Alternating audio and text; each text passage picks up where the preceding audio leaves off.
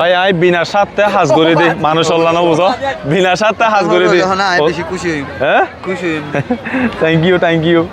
আমাকে গিফট দিয়েছে উনি একটা করো গাবে আমি কিছু চাই না উল্টা আমি আমার বাইকে চালাম না নাই